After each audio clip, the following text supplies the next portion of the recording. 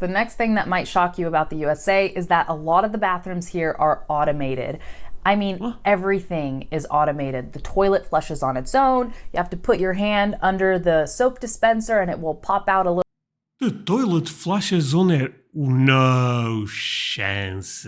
little bit of soap for Wait, I'm sorry, this is... Okay, talk about the big culture shock. Is this true, my friends? Today I'll be reacting to 10 things that will shock you in the USA. My friends, I really wonder what those things are. But before I go into that, let me ask you for one thing. If you can leave a like, thank you so much. It's the best way to show support. If you can subscribe, well, in that case, forget about it. You make my day. Have that in consideration. Now, link for the original video in my description. I love this type of videos. Let's play it. Hey guys, what's up? Stephanie, the English coach here from EnglishFulltime.com. In this video, we are going to talk about 10 things that will shock you about the USA. Now, some of you have never been to the USA before, but others of you live here, and I am from the USA, so all of this stuff is completely normal to me. But when I talk with my friends and people that I know that traveled and visited the USA for the first time, they go, oh my gosh, Stephanie, I experienced so much culture shock. There were so many things that were different from where I'm from. So that's what I want to talk to you guys about in this video today. Now, a lot of this stuff is actually going to be about observations that my husband made because he is from Argentina originally. And when he came to the USA for the first time 4 years ago, he made some really interesting and funny observations. So I want to share that with you guys. And in another video, I'll tell you about some of the observations I made in Argentina about how that country and culture was different from what I knew in the USA, okay? Now, before we get started, I just want to let you guys know that you can also find me on Instagram, Facebook, and on my website, of course. So I will include the links in the description, and I hope you join me there as well. Okay, let's get into it. Number 1 of 10 things that will shock you in the USA. Toilet paper. I know this sounds really... What? Toilet paper? Okay, I was not expecting this one. What's the difference? Silly and crazy, but when my husband came here, one of the first places we went was to my sister's house. And I remember he came out of the bathroom and he was like, oh my gosh, the toilet paper was so soft. It was like a blanket. And I was just looking at him like, okay, like to me that was just normal. And then I thought about it and I was like, yeah, you know, when we were in Argentina, the toilet paper wasn't as thick, I guess, okay? But in the... Wait a second, is this true, my friends? I mean, if you guys never been to Argentina or Europe, you guys don't know, but I wonder, is really that soft? That's amazing. US, we actually have a... Sorry, but did I expect the number 1 culture shock will be toilet paper? No, I didn't, but makes this video tremendous already. Toilet paper wasn't as thick, I guess, okay? But in the US, we actually have a couple words for the kind of toilet paper that we use because a lot of it is really soft. I mean, depending on how much money you spend on your toilet paper or what brand you get or what quality you want, you can get like really cheap, thin toilet paper, or you can get the other kind that's so thick and it's like a blanket, okay? So the kind that's like a blanket, we call it quilted, okay? A quilt is a type of blanket. You can Google a picture of that if you want to see what quilts look like. But basically they call it quilted toilet paper, or they might call it something like 2-ply. 2-ply just means that there are actually 2 pieces of paper that are put together to make that toilet paper extra soft, okay? Okay, this happens here, by the way. Most of the toilet, I am talking about toilet paper, but most of the toilet paper have 2 layers, you know, to be a bit more soft. So basically, so in this case, I assume we have the same toilet paper you guys have in America, but I guess in Argentina it's not the case. Right. The next thing that will probably shock you about the USA is that the food here is extremely sweet. Now, this is not a good thing in my opinion, because... I disagree. I'm sorry. I have a sweet tooth, so I disagree. It just means that there's a ton of sugar and unnatural products used in our food to sweeten the food. But again, my husband made this observation when he came here. He made a sandwich, he bit into his sandwich, and he was just like, whoa, why is this bread sweet? Like it almost tasted like dessert to him or something, but it was actually marketed as regular sandwich bread, right? And you don't really... Okay, to be honest, my friends, I feel like the bread is a big culture shock actually in America. because not the first time I see Europeans talking that saying the bread is very sweet. I wonder, of course I will try it when I visit America, but yeah, bread is not sweet here, unless you buy sweet bread, because we also sell that, but that's even more for kids, to be honest with you, my friend. Really normally think of bread that you use for sandwiches as being sweet. But anyhow, that's one of the problems he has with the bread here, is that it's completely sweet. And you'll just notice that in all kinds of food too. It's not just bread, it's also meat. It's also the sauce we put on Meat? But how can meat be sweet? Oh, because of the sauces? But you don't have to put sauce on your, steak. You can eat natural steak. our food dishes. There is just so much sugar in the food, and also there's a lot of obesity in the USA. So that's not even on the list, but that's another thing that might shock you when you come here and you see the size of people. Okay, the next thing. You know what, my friends? I was looking at some stats about obesity. America is ahead of Europe on this, but is not by much. It depends in certain states, to be fair, but overall is not by much. So this is, I don't know, I mean, maybe she has information I don't, but seems a bit, people make this a bigger deal than it actually is, comparing with, okay, better saying, sorry. Obesity is a big deal, but I think we almost associate obesity with America. It makes no sense, right? Thing that will probably shock you about the USA is that the cars here, there's such a variety. Okay, you can go down the street and see a Corvette here, a really unique car there. Okay, full disclaimer, I'm not a car person. I don't know the names of cars. I'm like a Corvette, a Mustang. Okay, honestly, I'm also not a car person. But I really like American cars, specific the ones you guys call muscle cars, the ones that have crazy horsepower, Mustang, Ford, Ranger, stuff like that, right? No, Ford Ranger is a pickup, it's not a muscle car. Dodge Charge, that's a muscle car, I am almost sure of that. Those cars are crazy cool, and actually, my friends, if I go to America, there is a good chance I will see them on the road, or they are kind of rare to appear. I guess Mustang appears a lot, right? But other muscle cars, you also see it often. But the way I talk about cars, I'm like, oh, that's a cute blue car. That's a really awesome red car. The way I distinguish cars is if it's a van or a pickup or like a four-door car, a sports car. That's kind of like my terminology for cars is limited. But if you're a person that's really into cars, you're gonna love driving down the freeway and seeing all the different cars that are here, okay? Because there's just such a huge variety. And I remember when I went to Argentina and I was like, okay, so there's like 5 kinds of cars here. I mean, there's more than that, but because I was so used to seeing such a wide variety here in the USA, when I went to Argentina, it just seemed like everything was all the same, okay? So here, I would say nowadays, guys, you'll see a lot of SUVs, and the brands we tend to have to buy the most are French cars. That a lot of that, from what I understand, they are not even in America, but you see them here all the time. And of course, the German brands, Mercedes, BMW, Audi, those are also very popular. But yeah, I mean, I would say you see a lot of different type of cars, but I bet not as much as in America. I don't mean any offense by that, obviously. These are just observations. Next, number 5. In the USA, you can do almost anything over the phone. You can make an appointment, book an appointment, call a store and make a request, put an order in, ask about something, or send an email. But it's more common to just book things online. Like you can get a pizza delivered to your door just by requesting one online. You don't even have to call anymore.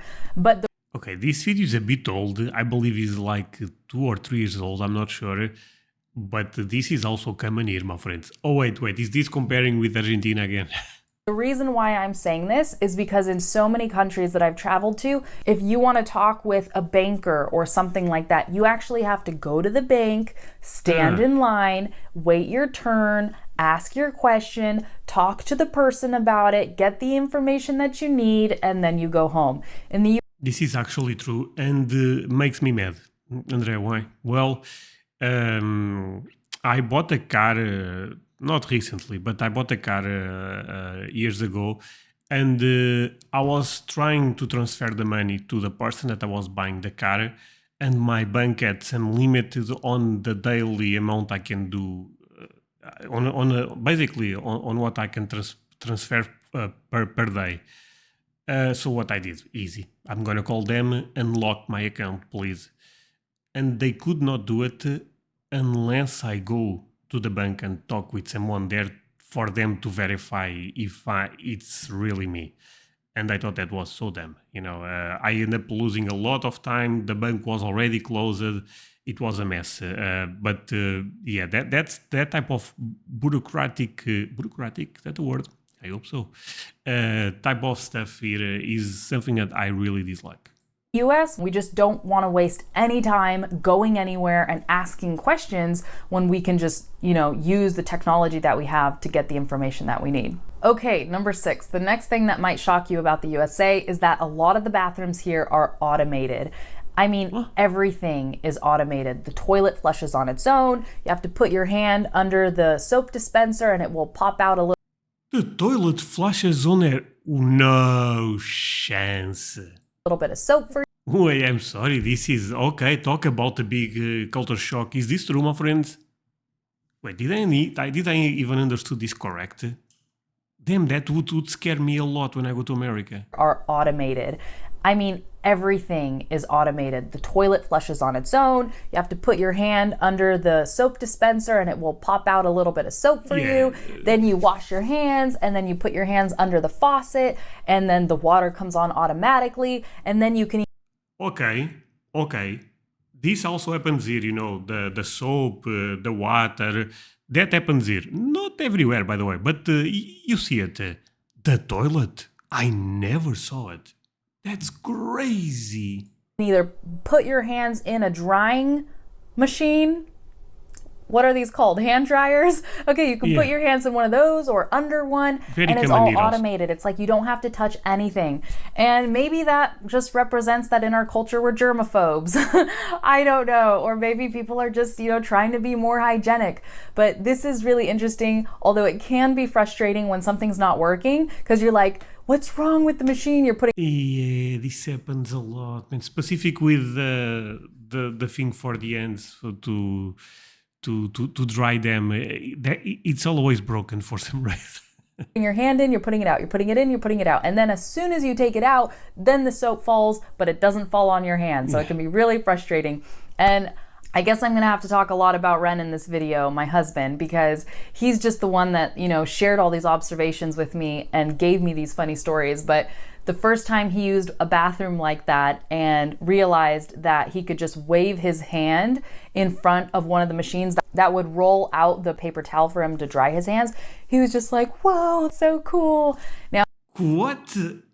Okay, that I also never saw. Okay, my friends, I have to correct one thing. I was very surprised about the toilet. I don't even know the word, the thing that men tend to pee standing. That is automatic here also. You leave, flushes the water. But the toilet, at least I never saw it. And doing this, what type of magic are we playing in America?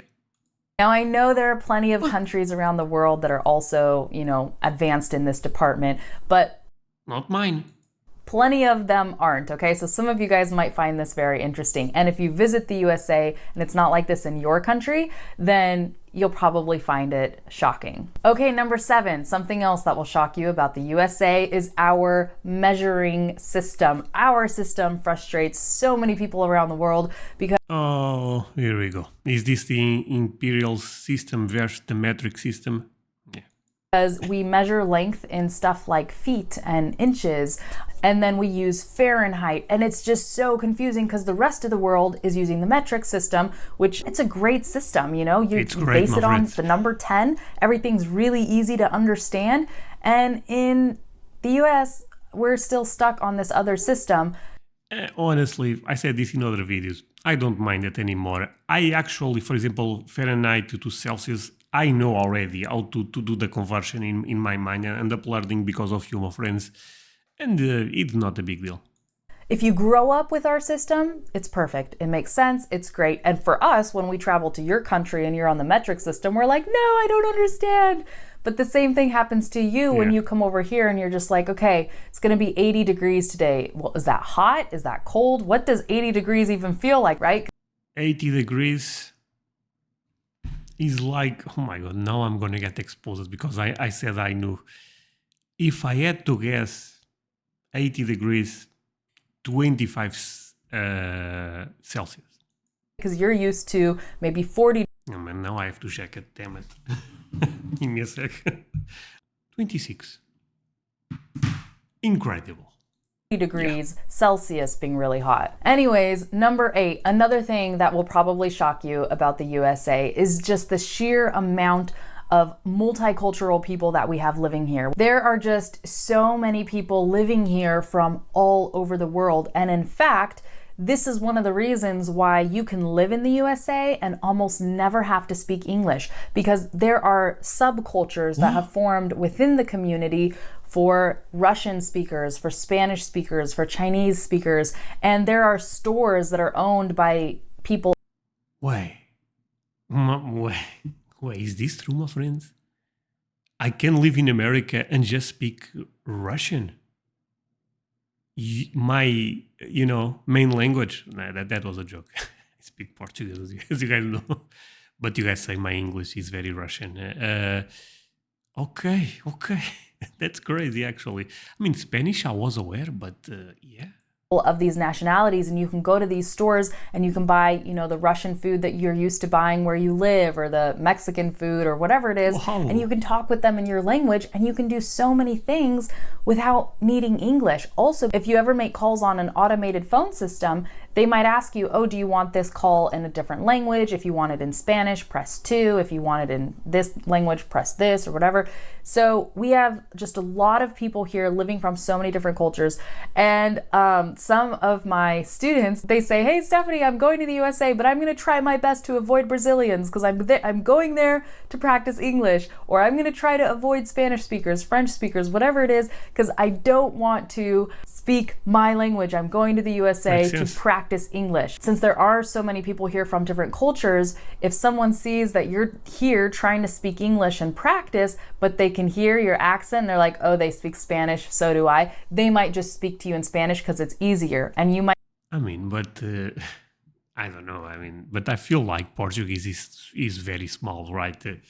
The community is not that big from what I know. Might get frustrated and go... if you came from Spain to America, yeah, I believe you can find a lot of people speaking Spanish. But even coming from Germany, because I know Germans have or even Italy, right? Honestly, a bunch of countries have a big influence in America. But I feel like Portugal is not the case. I could be wrong.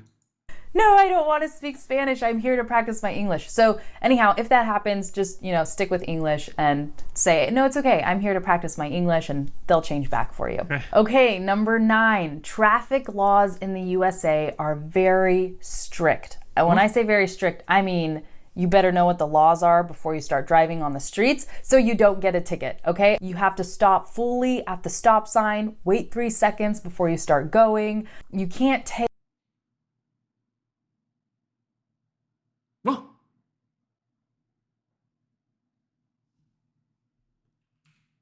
What? Sorry, this ain't the infinite. Wait 3 seconds. Fully at the stop sign, wait 3 seconds before you start going. You can't tailgate people. Oh my God. Okay, I have to Google that actually. Is this law? You can't drive too closely. You can't roll up slowly to a stoplight just because it's red and you're trying to save momentum in your car. That's what my husband does. And I'm like, no, just drive up to the stoplight, stop, okay, wait, and then when it's green, then you can go. And he's like, but that's not fuel efficient. I'm like, hey, you know what? Like, we can't. You just have to follow the rules. You just have to drive how people drive here. Okay. And I know in other countries, I've been to plenty of them, that people drive differently all over the world. Some of you guys drive really crazy, okay? But in the US, just take it slowly, be calm. There will be that crazy guy every now and then that'll cut you off or whatever, but don't give him the middle finger unless you want to practice your curse words in English, you know? But just take it slowly. Know that the traffic laws here are really strict and just read up on what they are before you come. Okay, the last thing that will probably shock you in the USA is that everything is big. Things are just big here. I mean, the country itself is pretty big, right? It's pretty enormous. Yeah. The people, we already talked about it. We've got our obesity problem, so some of us are big also. Cars are bigger. The lanes that the cars drive in, the roads are bigger. Food portions are enormous. They're like offensive practically. You go out somewhere for lunch and they give you enough food for like 3 people. Everything. You know what? Even the typical American man and woman, I feel like they are really big. And I'm not talking about. I'm talking about being tall. Because I really have that idea that you guys are really big. Is just really big in the USA. From the cars, the lanes, the houses, the people, the land itself, you'll just notice that quantities and portions are large. So anyhow, what I want to know from you guys now is, have you ever been to the USA? And if you have, how is it different from your country? How are things done differently? How are the people different? What did you like? What did you not like? Okay, feel free to share your experiences. Also, if you've been living here for a while, then think back to when you first came. What did you find shocking? Because by now you're probably used to everything. All right, so let's have an awesome discussion about this in the comments. I look forward to reading what you guys have to say. And if you aren't already a subscriber on my channel, don't forget to hit that subscribe button so you can get more of my videos. Also, if you are interested in practicing your English with native English speakers and meeting us online on social media, Facebook, Instagram, etc., go ahead and download the guide that I have linked in the... Okay. Show her all the support. This was a tremendous video. I had a lot of fun. You know what? It's kind of crazy because I react to a lot of videos similar to this one, but there is always some points that blew my mind. And here it was not one, it was multiple. You know, the soft toilet paper, that actually a lot of things related with the toilets. The toilet flushing itself. Then you have to wait 3 seconds at the stop, and then you can go. Wow, this is crazy, my friends. But yeah, thank you so much for watching this with me. Really means a lot, you guys, and staying until the end. See you guys in the next one. Bye.